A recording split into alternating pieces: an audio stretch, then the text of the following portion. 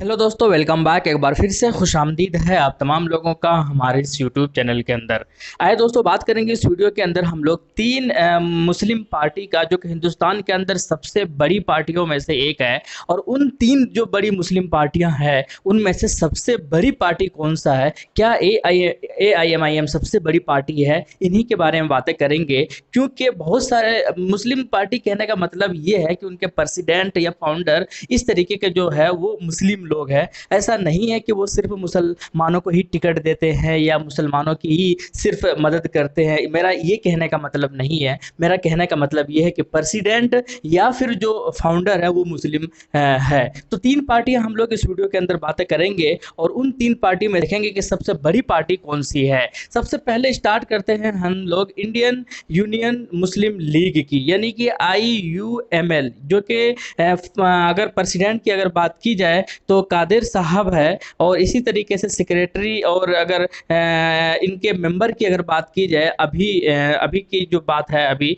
तो अभी लोकसभा के अंदर इनके 3 सीट है 543 में से। इसी तरीके से राज्यसभा के अंदर इनके 1 सीट है 245 में से। इसी तरीके से केरला लेजिस्लेटिव असेंबली के अंदर 18 सीट है। और इसी तरीके से तमिलनाडु लेजिस्लेटिव असेंबली के अंदर 1 सीट है। यानी कि आपको समझ में आ सकता है, अगर आप इसको सीधे सीधे अल्फाजों में कहा जाए तो लोकसभा के अंदर इनके 3 सीट है, राज्यसभा के अंदर इनके 3 सीट है, 1 सीट है। और टोटल MLA अगर केरल और तमिलनाडु की मिला दिया जाए तो 19 MLA इनके हिस्से में है। जी हाँ। और अगर इनके अलायंस की अगर बात की जाए तो केरला के अंदर यूनाइटेड डेमोक्रेटिक फ्रंट के साथ ये अलायंस है। इसी तरीके से तमिलनाडु के अंदर सेक्युलर प्रोग्रेसिव अलायंस के साथ है ये। इसी तरीके से यूनाइटेड प्रोग्रेसिव अलायंस के साथ है ये। यानी तीन गठबंधन ये आपको मैंने इस पार्टी के साथ बता दिया ये किन किन किन के साथ ये चुनाव लड़ते हैं। इसके अलावा हम लोग बात करते हैं दूसरी जो बहुत बड़ी पार्टी है AIUDF की। AIUDF के जो लीडर है मौलाना बदरुद्दीन अजमल साहब है। 2005 के अंदर 2 अक्टूबर को, यानी कि अब से ठीक 15 साल पहले इस पार्टी को जो है ऑर्गेनाइज किया था। और हेडक्वार्टर की अगर बात की जाए तो गुवाहाटी है, जो कि असम के अंदर है। लेकिन इसी तरीके से अलायंस की अगर बात की जाए तो 2019 के अंदर अलायंस बना था, यूनाइटेड प्रोग्रेसिव अलायंस। अभी भी ये असम के अंदर मौजूद है, कांग्रेस के साथ है ये। और इस बार जो असम का विधानसभा चुनाव हुआ, जिसका रिजल्ट जो 2 मई को आना है, वो भी साथ में यानी कांग्रेस के साथ मिलकर ही चुनाव लड़े थे। तो उम्मीद यही है कि किंग मेकर बन रहे हैं इस बार। और जो है वहाँ पर सत्ता जो है कांग्रेस के ही गठबंधन का आ रहा है। बीजेपी इस बार वहाँ हार रही है। लेकिन अगर टोटल बात की जाए MP की तो 543 में से सिर्फ एक ही MP है, यानी कि लोकसभा के अंदर इनकी सीट है, जो कि वो खुद मौलाना बदरुद्दीन अजमल साहब है। इसके अलावा राज्यसभा के अंदर 245 सीटें होती है, लेकिन एक भी सीट वहाँ पर नहीं है इस पार्टी का। लेकिन अगर MLA की अगर बात की जाए तो 13 MLA है। 126 में से 13 MLA, और वो 13 के 13 जो है असम के अंदर ही है, इनके बाहर नहीं है। इसके अलावा हम लोग बात करते हैं अब दोस्तों AI यानी इंडियन ऑल इंडिया मजलिस इत्तेहादुल मुस्लिमीन की, AIMIM की। तो AIMIM के पार्टी की अगर बात की जाए तो इस पार्टी के तारुफ का मोहताज नहीं है।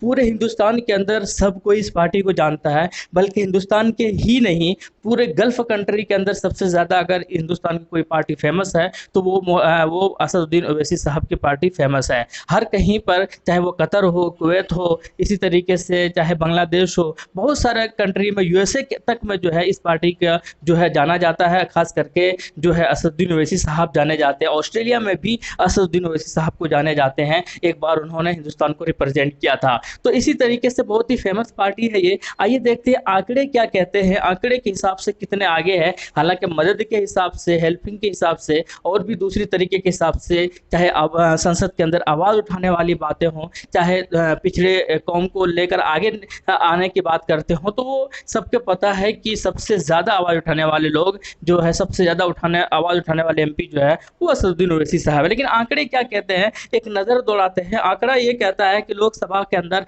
इनकी कितनी सीट है, तो टोटल 2 सीट है जो कि लोकसभा के अंदर मौजूद है 543 में से। यानी कि 2 MP है इनके, एक खुद जो है वो एक है खुद असदुद्दीन ओवैसी साहब, और दूसरे जो है वो औरंगाबाद के इम्तियाज़ जलील साहब है। इसके अलावा राज्यसभा की अगर बात की जाए तो 245 में से एक भी सीट सीट जो है राज्यसभा में इनकी नहीं है। लेकिन अगर बात की जाए हम लोग एमपी की, एमएलए की, तो एमएलए जो है वो 5 बिहार के अंदर है, 2 जो है महाराष्ट्र के अंदर है, इसी तरीके से 7 जो है वो तेलंगाना के अंदर है। और इसी तरीके से जो है मैं आपको बता दूं कि इस तरीके से 3 जगह पर जो है इनके एमएलए है, यानी कि तेलंगाना के अंदर है इनके, महाराष्ट्र के अंदर है और बिहार है। और इस तरीके से टोटल अगर जोड़ा जाए, टोटल 14 एमएलए जो है पूरे हिंदुस्तान के अंदर मिलाकर है। पहले ये हैदराबाद तक ही पार्टी लिमिट थी, अब जो है हर जगह पर जाकर चुनाव लड़ रही है। केरला की अगर AIUML की अगर बात की जाए तो तमिलनाडु के अंदर चुनाव लड़ती है, केरला के अंदर लड़ती है, स्पेशली साउथ के अंदर ज़्यादातर चुनाव लड़ती है। लेकिन अब जो है वो धीरे धीरे वो भी बाहर निकल रही है अपने स्टेट से। इसी तरीके से AIUDF की अगर बात की जाए तो वो सिर्फ अभी असम तक ही सीमित है और असम के अंदर ही चुनाव लड़ती है। तो कुल मिलाकर आंकड़े के हिसाब से जो है अगर बात की जाए तो आंकड़े के हिसाब से दोस्तों 19 जो एमएलए है वो है IUML के, यानी कि इंडियन यूनियन मुस्लिम लीग के। लेकिन सबसे आगे है, जबकि इंडियन ऑल इंडिया मजलिस इत्तेहादुल मुस्लिमीन की अगर बात की जाए तो वो मात्र जो है 14 सीट है एमएलए की अगर बात की जाए। तो कुल मिलाकर आंकड़े की अगर बात की जाए तो सबसे आगे जो है इंडियन यूनियन मुस्लिम लीग ज़रूर है, और दूसरे पोजीशन पर AIMIM ज़रूर है, और तीसरे पे जो है AIUDF है। लेकिन अगर वैसे ओवरऑल परफॉर्मेंस की अगर बात की जाए, सही माने में पॉलिटिक्स और इस कौम के जो रहनुमा और रहबर जो अच्छे निकल कर आ रहे हैं, बनकर आ रहे हैं, जो सब कोई भरोसा जता रहे हैं जिस पार्टी के ऊपर, या ये जो कौम है मुस्लिम और दलित और जो आदिवासी लोग जो है, ये पिछड़े वर्ग के लोग जो है, जिस पार्टी पर सबसे ज़्यादा भरोसा जता रही है वो AIMIM की पार्टी है। तो आंकड़े के हिसाब से भले ही ये थोड़े से पीछे ज़रूर हो, और मैं ये गारंटी के साथ कहता हूँ कि आने वाले चंद दिनों के अंदर, चंद सालों के अंदर जो है आंकड़े में भी ये सबसे आगे निकल जाएंगे। पीछे इसलिए थे क्योंकि ये बाहर निकलकर चुनाव लड़ नहीं रहे थे, अब ये चुनाव लड़ रहे हैं, अब ये सबसे आगे, मैं गारंटी के साथ कह रहा हूँ, ये आगे निकल जाएंगे। लेकिन ये जो तीनों पार्टियां हैं, ये तीनों पार्टी अपने आप में अच्छी है, अपने आप में सही काम कर रही है। यही वजह है कि AIMIM के सदर बैरिस्टर असदुद्दीन ओवैसी साहब का कहना है कि ना ही तो मैं असम के अंदर चुनाव लड़ूंगा और ना ही मैं केरल के अंदर चुनाव लड़ूंगा, क्योंकि उन्होंने क्लियर कहा है कि असम के अंदर भी AIUDF अच्छा काम कर रही है और केरल के अंदर भी AIUML भी अच्छा काम कर रही है। और इस तरीके से हमारी ज़रूरत, हम चाहते क्या है, तो वो कहते हैं कि हम चाहते सिर्फ यही है कि ताकि सियासत में अपनी हिस्सेदारी हो, और वो हिस्सेदारी हमें मिल रही है। तो 3 ये सबसे बड़ी पार्टी थी। दो, मैं कंपेयर नहीं कर रहा था, मैं मुकाबला नहीं कर रहा था, बस मैं एक ऐसे ही लोगों के फरमाइश के बाद जो है मैं इंफॉर्मेशन के तरीके से, या फिर कह सकते हैं कि मैं सिर्फ एक तरीके से बताना चाहता था कि इन लोगों के कितने कितने एमएलए हैं और किस किस मकाम पर है। तो कुल मिलाकर ये तीनों पार्टियां अगर एक दूसरे के इज्जत करती हैं, और उम्मीद यही है कि इस तरीके से जितनी पार्टियां हैं, और भी ज़्यादा पार्टियां हिंदुस्तान के अंदर उभरे, ISF भी आगे आए, इसी तरीके से SDPI भी आगे आए, और भी सारी पार्टियां आगे आए, उनके बहुत एमएलए हो, MP हो, ताकि वो सदन के अंदर अपनी आवाज़ उठा सके, अपने कौम की आवाज़ उठा सके, अपने पिछड़े वर्ग के लोगों की आवाज़ उठा सके। तो उम्मीद यही है वीडियो आपको पसंद आया होगा। क्या कहते हैं आप कमेंट सेक्शन में बताइएगा। शुक्रिया, जय हिंद।